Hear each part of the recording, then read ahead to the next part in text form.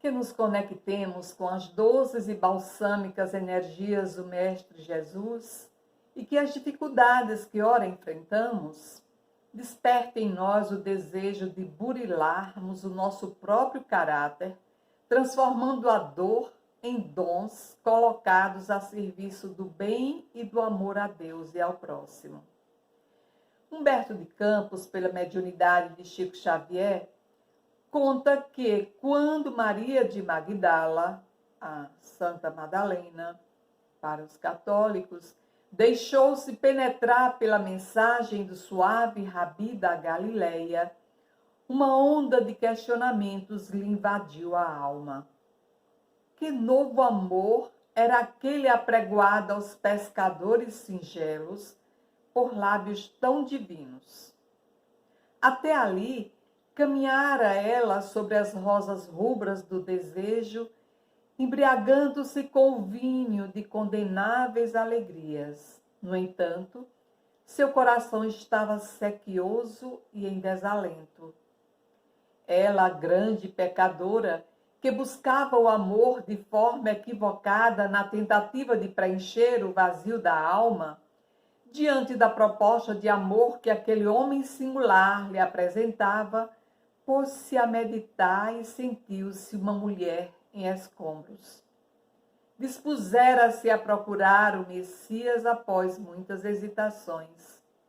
Num lindo dia, daqueles em que a brisa da primavera traz consigo o perfume das flores para suavizar os caminhos dos que se debatem pelas estradas terrenas, ela travou um diálogo singular com o Messias de Nazaré, na humilde residência de Simão Pedro. Maria de Magdala sentou-se com indefinível emoção a estrangular-lhe o peito e abriu seu coração ao amigo, dizendo que era um trapo de mulher e que seria difícil ser aceita por Deus, já que cometera tantos desatinos. Por onde começar ou recomeçar? O mestre, com um olhar sempre compassivo, apontou pela janela um determinado quadro e lhe perguntou: "O que vês lá, minha filha?" Ela observou o quadro e respondeu: "Vejo uma casa em ruínas, Senhor." "E então, não vês que ela está recoberta com lindos ramos sobre os escombros?" Se Deus lança flores, lindos ramos de flores, sobre uma casa em ruínas, se lança as mais formosas buguenvilles, que não lançará sobre um de seus filhos que queira renovar a paisagem íntima? Naquele instante, os olhos de Maria se encheram de lágrimas sinceramente brotadas das profundezas da alma. Uma onda diferente a invadiu. Era como se um suave perfume penetrasse sua intimidade, abrindo o horizonte novo. A esperança nascia. A pecadora de Magdala escutava o mestre, bebendo-lhe as palavras. Homem algum havia falado assim a sua alma incompreendida. Os mais levianos lhe pervertiam as boas inclinações. Os aparentemente virtuosos a desprezavam sem piedade. Contemplando o Messias com os olhos nevoados de lágrimas e no êxtase de sua imensa alegria, murmurou comovidamente: "Senhor, doravante renunciarei a todos os prazeres transitórios do mundo para adquirir o amor celestial que me ensinastes." O mestre lhe sorriu com bondade e disse: "Vai, Maria, sacrifica-te e ama sempre. Longo é o caminho, difícil a jornada, estreita a porta, mas a fé remove os obstáculos. Nada temas, é preciso crer somente." Entendi agora o que Jesus quis dizer com as flores recobrindo a casa em ruínas. Sentia que era a oportunidade bendita que a misericórdia divina lhe oferecia para refazer os caminhos equivocados. Após a ressurreição do Mestre, humilde e sozinha, resistiu a todas as propostas condenáveis que a solicitavam para uma nova queda de sentimentos. Foi forte nas horas mais ásperas, alegre nos sofrimentos mais escabrosos, fiel a Deus nos instantes escuros e pungentes. De vez em quando, ia às sinagogas, desejosa de cultivar a lição de Jesus, mas as aldeias da Galileia estavam novamente subjugadas pela intransigência do judaísmo. Ela compreendeu que palmilhava agora o caminho estreito, onde ia só com a sua confiança em Jesus. Passou a atender os sofredores, os desalentados, os mortos-vivos corroídos pela lepra. Foi assim que a mulher equivocada conseguiu superar as dificuldades do caminho, superando-se a si mesma. Conseguiu compreender a caminhada para a felicidade que Jesus afirmou ser possível a todos, quando afirmou: quem quiser vir após mim, tome a sua cruz, negue-se a si mesmo e siga-me. Ela negou-se a si mesma, esqueceu as carências e apostou tudo na felicidade que haveria de vir logo mais. Certo dia, um grupo de leprosos veio a Dalmanuta. Procediam da Idumeia aqueles infelizes cansados e tristes em supremo abandono. Perguntavam por Jesus Nazareno, mas todas as portas se lhe fechavam. Maria foi ter com eles e reuniu-os sob as árvores da praia e lhes transmitiu as palavras de Jesus, enchendo-lhes os corações das claridades do Evangelho. As autoridades locais, entretanto, ordenaram a expulsão imediata dos enfermos. A grande convertida, percebendo tamanha alegria no semblante dos infortunados em face de suas fraternas revelações a respeito das promessas do Senhor, se pôs em marcha para Jerusalém na companhia deles. Todo o grupo passou a noite ao relento, mas sentia-se que os júbilos do reino de Deus agora os dominavam. Todos se interessavam pelas descrições de Maria, devoravam-lhe as exortações, contagiados de sua alegria e de sua fé.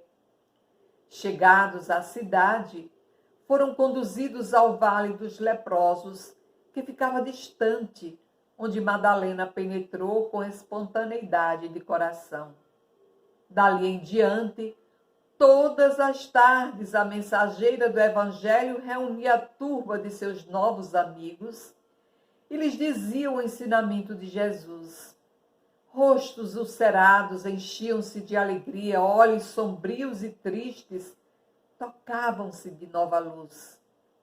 Maria lhes explicava que Jesus havia exemplificado o bem até a morte, ensinando que todos os seus discípulos deviam ter bom ânimo para vencer o mundo. Os agonizantes arrastavam-se até junto dela e lhe beijavam a túnica singela. Maria de Magdala, lembrando o amor do Mestre, tomava-os em seus braços fraternos e carinhosos. Envolvendo-os no seu carinho, a emissária do Evangelho lhes dizia apenas: Jesus deseja intensamente que nos amemos uns aos outros e que participemos de suas divinas esperanças na mais extrema lealdade a Deus. Em breve tempo, sua epiderme apresentava igualmente manchas violáceas e tristes. Ela compreendeu que havia contraído a lepra e experimentou grande alegria por haver levado a seus companheiros de dor uma migalha de esperança. Desde a sua chegada em todo o vale, se falava daquele reino de Deus que a criatura devia edificar no próprio coração. Os moribundos esperavam a morte com um sorriso ditoso nos lábios. Os que a lepra deformara ou abatera guardavam bom ânimo nas fibras mais sensíveis. Sentindo que a seiva da vida diminuía em suas veias, desejou rever a doce mãe de Jesus, aquela que tanto a afagara em suas amarguras. Reuniu todas as forças e fez a árdua viagem. Porém, no justo momento em que o casario de Éfeso se lhe desdobrava à vista, seu corpo alquebrado negou-se a caminhar, morrendo às portas da cidade. Liberta do corpo físico, Madalena experimentava a consoladora sensação de alívio. Sentia-se sob as árvores de Cafarnaum e esperava o Messias. As aves cantavam nos ramos próximos e as ondas sussurrantes vinham beijar-lhe os pés. Foi quando viu Jesus aproximar-se, mais belo do que nunca. Seu olhar tinha um reflexo do céu e o semblante trazia um júbilo indefinível. O mestre estendeu-lhe as mãos e ela se prosternou, exclamando como antigamente: Senhor. Jesus recolheu-a brandamente nos braços e murmurou: Maria, já passaste a porta estreita. Amaste muito. Vem, eu te espero aqui. Vemos no Evangelho de Mateus, capítulo 7, versículo 13, Jesus convidando: entrai pela porta estreita, porque larga é a porta e espaçoso o caminho que conduz à perdição, e muitos são os que entram por ela. O benfeitor Emmanuel, psicografia de Chico Xavier, nos elucida. Em todas as circunstâncias, recorda sempre que a porta larga é a paixão desregrada do eu, e a porta estreita é sempre o amor intraduzível e incomensurável de Deus. A estreiteza da porta a que se refere o Cristo, portanto, relaciona-se com a dificuldade que enfrentamos para libertarmos-nos de nossas más paixões. O Livro dos Espíritos, na questão 907, nos diz que as paixões humanas não são negativas em seu princípio, pois tudo que Deus faz é bom e tem utilidade providencial. Os recursos que Deus coloca à nossa disposição são essencialmente neutros. Na obra da criação, não há nada de intrinsecamente errado ou mal. O exagero, o desequilíbrio na utilização dos dons da vida é que causa os distúrbios. A conquista da sabedoria implica assimilar a real importância de todas as coisas e situações, nem desprezo e nem apego, mas sábia utilização. Deus, em sua sabedoria e em sua bondade, nos coloca em um contexto profissional, familiar e social, em que precisamos atender uma série de deveres. Se os atendemos, sacrificando para isso nossas fantasias, nosso orgulho, caprichos e desejos, atravessamos a porta estreita a que nos cabe nessa vida. Deus sempre nos oferece uma nova chance de acerto. A nós resta apenas a decisão firme de mudar a nossa paisagem íntima, a nossa paisagem interior. Roguemos, portanto, a Deus que nos sustente as forças e comecemos sem demora essa nobre empreitada.